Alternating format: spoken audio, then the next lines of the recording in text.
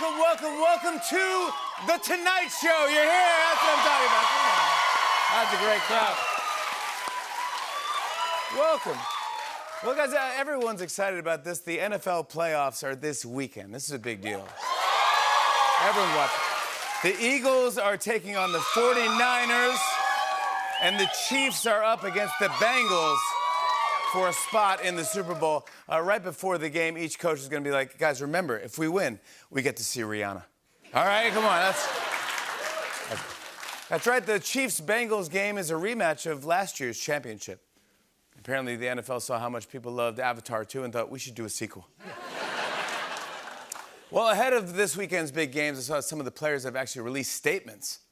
Check this out. First up, Eagles quarterback Jalen Hurts said, "We're going to destroy the 49ers this weekend. I'm putting everything on the line. I don't care how much my last name." Up next, Eagles cornerback Darius Slay said, "When I play, I do one thing all day, and that's, my last name."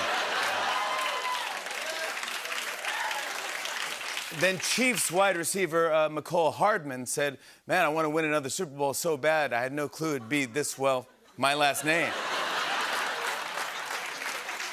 Then Bengals cornerback Eli Apple said, "My friends and family have been texting me all week, but my cousin's texts are green because he doesn't own my last name."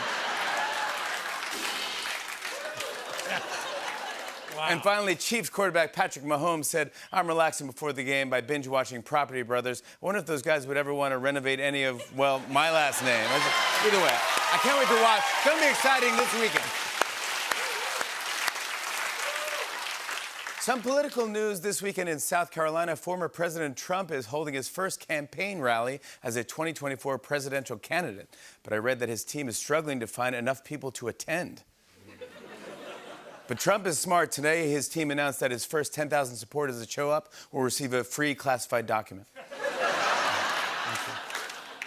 I feel like Trump's got to move his speech to the parking lot of the Chiefs game and brag, like, "What a turnout. Chiefs versus Bengals, red hats, orange faces. It's a win-win. It's a win-win for me."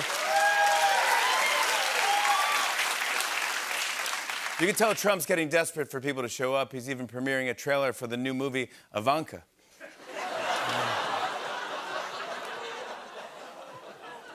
Well, last night, President Biden gave a speech at the White House, and instead of showing you everything he said, we thought it'd be more fun to just play a short clip with absolutely zero context. With that in mind, it's time for President Biden with no context.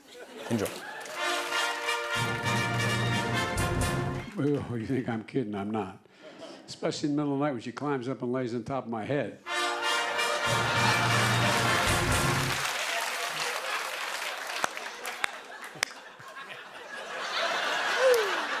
Some business news following the holiday travel meltdown. Southwest Airlines said that they're now testing a new software fix. Perfect, just in time for the late January travel rush. Well, guys, people were talking about this last night. An asteroid the size of a truck made the closest approach to Earth ever recorded. That's definitely the type of news you want to be told about after it happened. When the asteroid got super close, Eagles fans were like, "Not now, just wait." Almost. That's right, the asteroid was super close. This morning when they saw it on the news, the Space Force said, "Wow, we really got to start checking our emails." Some entertainment news. I saw that 80s singer Rick Astley is suing the rapper Young Gravy for imitating his voice. And some of the details and terms within the lawsuit are actually kind of interesting. At one point, he says that he... I know where this is going. Well, does it say that he's never going to give you up? No, I was going to say the lawsuit claims Young Gravy deliberately did an exact imitation of Rick Astley throughout his hit song, Betty. Another detail I found surprising was that he... Here we go. What did he say, that he's never going to let you down? No, I was going to say that Astley did license the song, the instrumental of the song, but just not his voice. Kind of weird, murky legal territory. Anyway, that's all. Oh, well, I'm sorry for being so defensive, Jimmy. Yeah, I just assumed that you were going to use this as an easy opportunity to, rickroll me. No. Of course I wouldn't rickroll you, Tariq. I mean, we've known each other for so long. You know the rules, and so do I, so do I.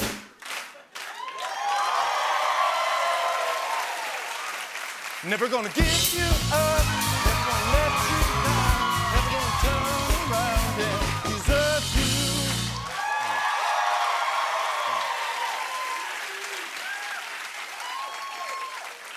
Hey, guys, I heard about a company that's offering to pay a couple $1,000 to build IKEA furniture together. I don't know if you've ever tried to put IKEA furniture together with your spouse, but it ain't worth $1,000, I'll tell you that. Well, guys, as I mentioned, this weekend is the NFL's conference championships. Whoever wins is going to the Super Bowl, and Sunday afternoon's game has the Philadelphia Eagles facing off against the San Francisco 49ers. Now, as you know, at the end of every season, they give out awards like Most Valuable Player, but they also give out awards during the playoffs. I'll show you what I mean. It's time for tonight's show, Superlatives. Here we go.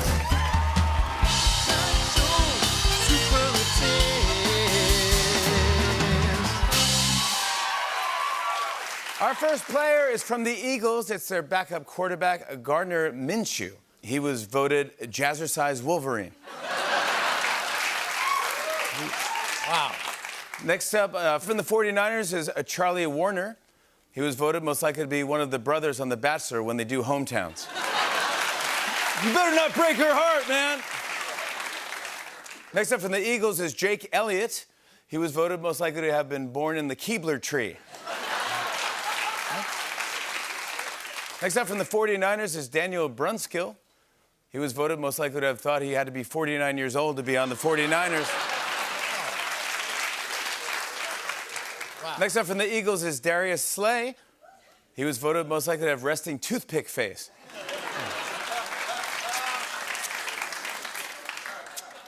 Next up from the 49ers is Ray McLeod III. He was voted most likely to need a Super Bowl ring ASAP. And finally, from the 49ers is Christian McCaffrey. He was voted most likely to be an adult contemporary country artist that you've never heard of. There you go, everybody. Those are your superlatives. Hey, hey.